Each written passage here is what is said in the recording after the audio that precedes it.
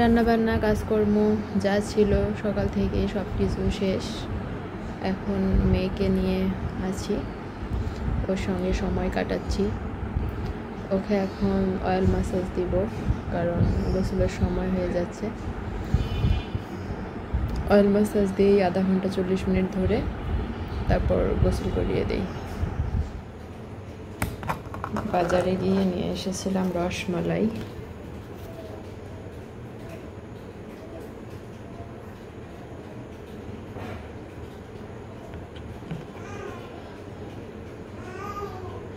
রসমালাই আমার পছন্দের একটা জিনিস।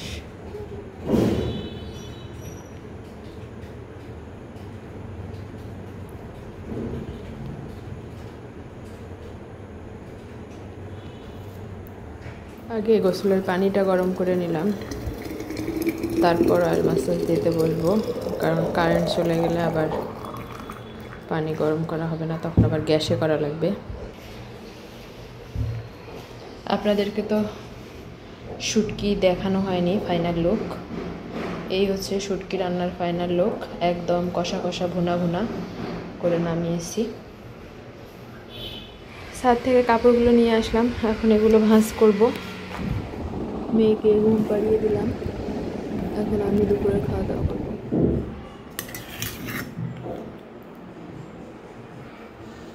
শুটকি আমার পছন্দের খাবার, কিন্তু আমার জামাই পছন্দ করে না। কালকে লাউ রান্না করেছি, আরও কী কী যেন তরকারি ফ্রিজে একটু একটু করে আছে, ও সেগুলো দিয়ে খাবে। বাজার নিয়ে আসলো, এই হচ্ছে ঝাড়ু। এটা না হলে আমার চলে না। এগুলো বিস্কিট বয়ামে রাখতে হবে, বয়ামে রাখলাম। আমার মেয়ে কি অবস্থা! মা কি হয়েছে? আমি কাজ করবো আর সে চিল্লাচিল্লি করবে।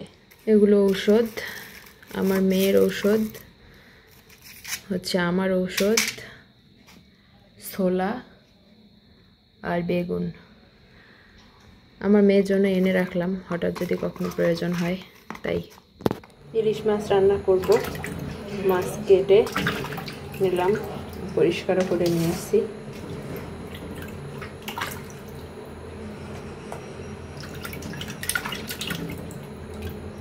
আর এখানে মশলা সব পেস্ট করে নিয়েছি, পেঁয়াজ, কাঁচামরিচ, লবণ, হলুদ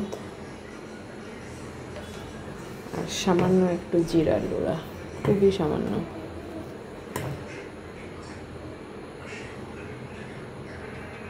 দিব পরিমাণ মতো তেল।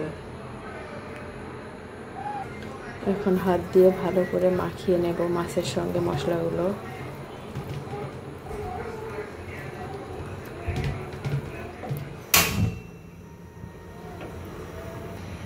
পরিমাণ মতো পানি দিয়ে বসিয়ে দিলাম। রান্না শেষ। এই হচ্ছে রান্নার ফাইনাল লুক। ভুনা করেছি, আমি এখন খেতে বসবো। রান্না অবশ্য অনেকক্ষণ আগেই হয়েছে। বাবুকে একটু খাওয়ালাম, সময় দিলাম, এখন ওর বাবার কাছে আছে। আমি ভাতটা খেয়ে নেই। মাছের কাঁসা।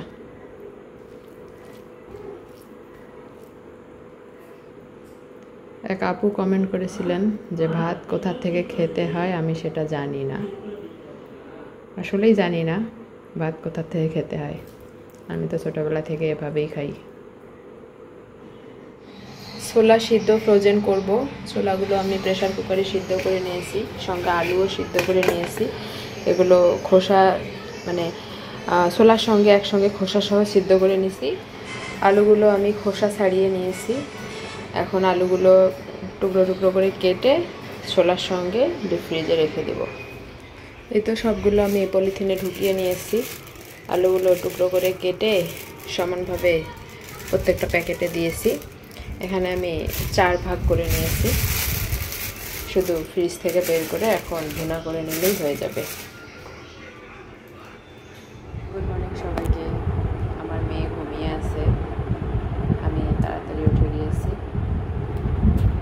প্রথমেই ভাত বসিয়ে দিলাম, কারণ আমরা সকালবেলা ভাত খাই। ফ্রিজ থেকে বেগুন বের করে নিলাম, বেগুনগুলো কাটবো, ভাজা করব। বেগুনগুলো কেটে নিয়েছি, আলু বেগুন দুটোই চিকন করে কেটেছি, শুটকি দিয়ে ভাজা করব। এখন এগুলো ধুয়ে পরিষ্কার করে নেই। শুটকি ভেজে নিচ্ছি, এগুলো তেলা মাছের শুটকি, ভেজে তারপর পরিষ্কার করব। ভাত হয়ে গিয়েছে, একটু ভাতগুলোকে ওলট পালট করে না দিলে ঝরঝরে থাকে না।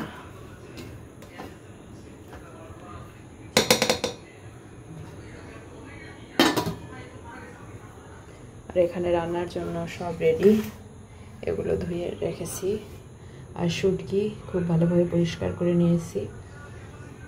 আর এখানে মরিচ পেঁয়াজ যা লাগে, এখন রান্না বসাবো। সব মশলার সঙ্গে শুটকিগুলো আবারও কষিয়ে নিচ্ছি।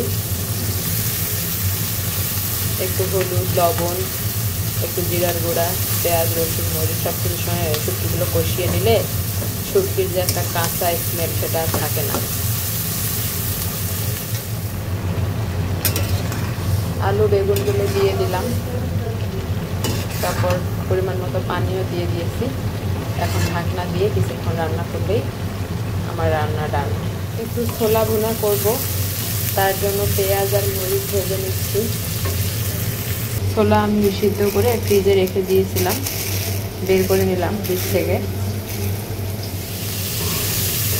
এখন ছোলাগুলো ভালোভাবে মশলার সঙ্গে কষিয়ে নিচ্ছি।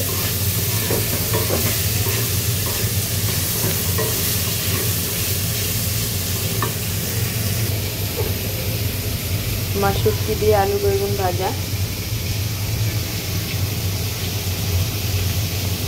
হয়ে গিয়েছে। আর এখানে আমি ছোলাটা ভুনা করে নিচ্ছি।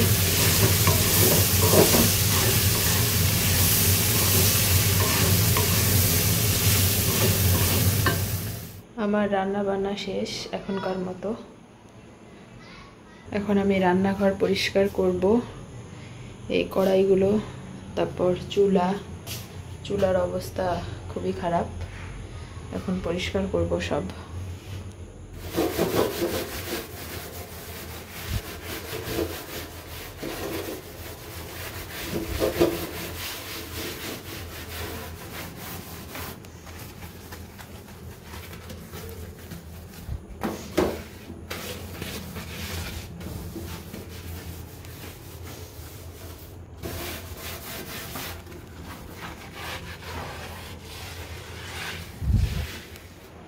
সব কিছু পরিষ্কার করে নিলাম।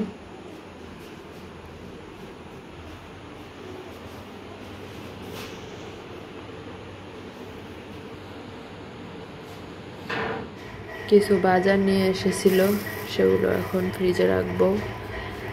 পেয়ারা, পাকা পেঁপে, কাঁচা পেঁপে ফ্রিজে তুলে রাখি। বিছানাটা গুছিয়ে নিলাম, এখন রেক্সিন টেক্সিন সব কিছু দিয়ে মেয়েকে শোয়াবো।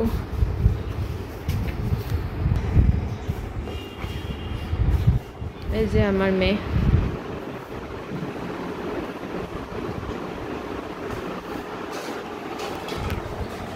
আম্মা শোনো মেয়ে পাখি। একটু আগেই ঘুম থেকে উঠলো, এখনো ডাইপার চেঞ্জ করে দেইনি,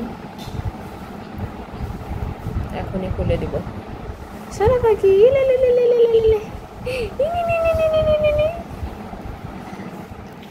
খেতে চলে আসলাম। ডাল আছে, আর আছে আপনার ইলিশ মাছ রান্না করেছিলাম, তো মাথাটা আছে।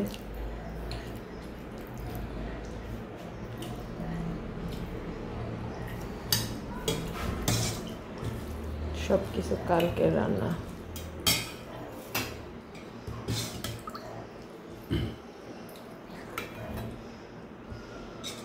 ডালটা বাটিতে নিলাম, শেষে খাবো সেজন্য।